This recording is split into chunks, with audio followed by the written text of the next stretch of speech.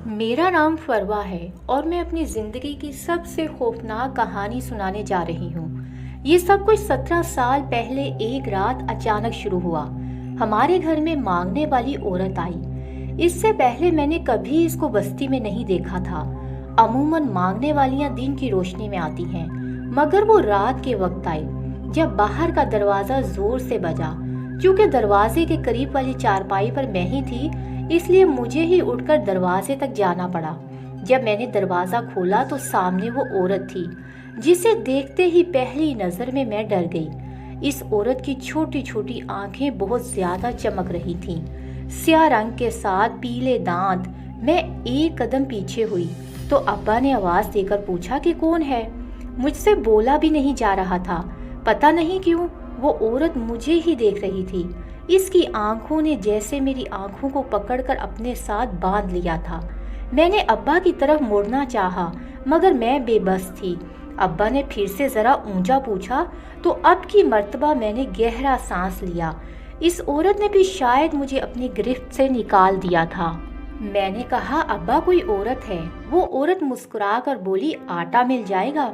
बज़ाहिर तो वो मांगने वाली थी, मगर इसका अंदाज नहीं लग रहा था कि वो वाकई मांगने वाली है। मैं सर हिलाती किचन में आई और धड़कते दिल के साथ आटा निकालने लगी।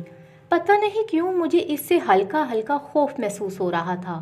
इस औरत ने आटा लिया और साथ ही मुझे एक पुतला दिया।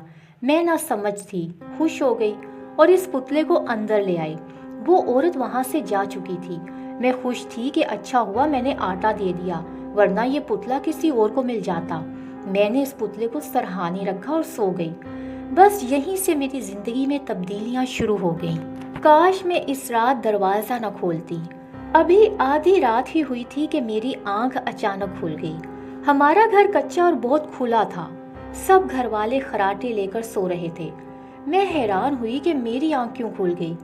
इर्द गिर्द देखा तो गहरा सन्नाटा था और दहशत का माहौल लग रहा था। मैं दोबारा लेट गई। अभी मेरी आंख लगी ही थी कि मुझे लगा कि कोई मेरे करीब है और धीरे धीरे मुझे लोरी सुना रहा है। वो नींद मुझे आज तक याद है। ऐसी मीठी नींद मैंने दोबारा कभी ना पाई। अगले दिन उठी तो बिस्तर में ही इस पुतले को रख दिया। मुझे इसके मुतालिक बिल्कुल भी याद न रहा। पूरा दिन ऐसे ही काम करते और खेलते गुजर गया। रात को अम्मी ने वो पुतला देखा तो पूछा कि ये कहाँ से आया है। मैंने बताया कि कल मांगने वाली औरत आई थी, वो दे गई है। अम्मा ने नरमी से बोला कि देखो फरवा, आइंदा कोई भी पुतला या गुड्डा दे तो इससे वो चीज़ नहीं लेनी, समझ रही हो ना, इन पर जादू वगैरह होता है। मैंने असबात में सर हिलाया, मगर मुझे इसका अफसोस भी था क्योंकि अम्मी ने वो पुतला लिया और बाहर फेंक दिया। मैं सुबह कॉलेज चली गई। जब कॉलेज से वापस आई तो देखा कि वो पुतला मेरे तकिए के नीचे था। मैंने सोचा कि अम्मी वापस ले आई होंगी, जबकि अम्मी इस बात से बेखबर थीं। मेरे बहुत ही खूबसूरत और लंबे बाल थे। मैं शाम को नहाकर बाल खुले छोड़े छत पे चली गई तो अचानक देखा कि वो पुतला वहाँ पर था। मैं हैरान थी कि ये तो मेरे तकिए के नीचे था। जब मैं कॉलेज से वापस आई थी तो खुद देखा था मैंने, ये कहाँ से आ गया। मुझे इस पुतले को देखकर खौफ आने लगा। मैं पुतले को वहीं छोड़े नीचे भाग आई और अम्मी से पूछा कि अम्मी, वो पुतला तो आपने फेंक दिया था ना। अम्मी ने कहा कि हाँ, तुम्हारे सामने ही तो फेंका था। मैंने कहा, अम्मी वो तो छत पे है।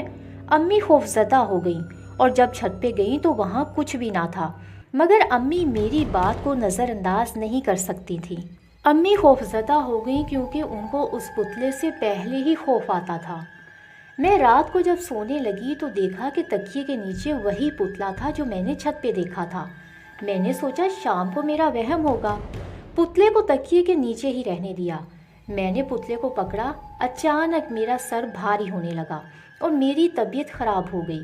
मैं अम्मी को आवाज़ देना चाहती थी, लेकिन मेरी आवाज़ निकल ही नहीं रही थी। मुझे महसूस हुआ कि कोई मेरे लंबे खुले बालों में हाथ फेर रहा था।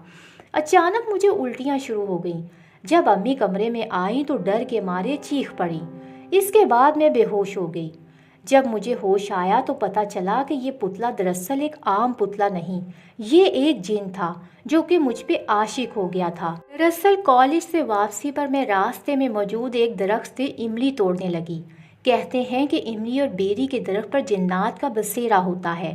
بس یہ وہی جن تھا جو کہ مجھ پہ عاشق ہو گیا اور مانگنے والی عورت کے روپ میں آیا اور مجھے پتلا دے گیا۔ ابھی مجھے ہوش آیا ہی تھا کہ دروازے پہ دستک ہوئی۔ امی نے دروازہ کھولا تو وہی مانگنے والی عورت شدید غصے میں اندر آ گئی اور گھرانے لگی۔ وہ عورت میری طرف ہی دیکھ رہی تھی۔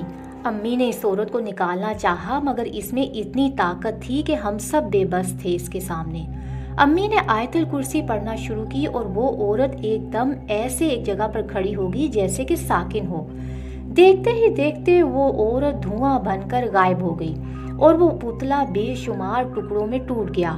اس دوران امی مجھ پر مسلسل کلام پڑھ کر پھونکتی رہیں۔ پتلے کے ان ٹکڑوں کو رات کی تاریکی میں ہی ایک ویران احاطے میں دفن کر دیا گیا۔ میں نے شکر ادا کیا کہ اس عذاب سے میری جان چھوٹی اور آئندہ کسی سے بھی کوئی چیز نہ لینے کا عہد کیا، اور غیر ضروری درختوں کے نیچے کھڑے رہنا بھی آپ کو کسی بھی مصیبت میں ڈال سکتا ہے۔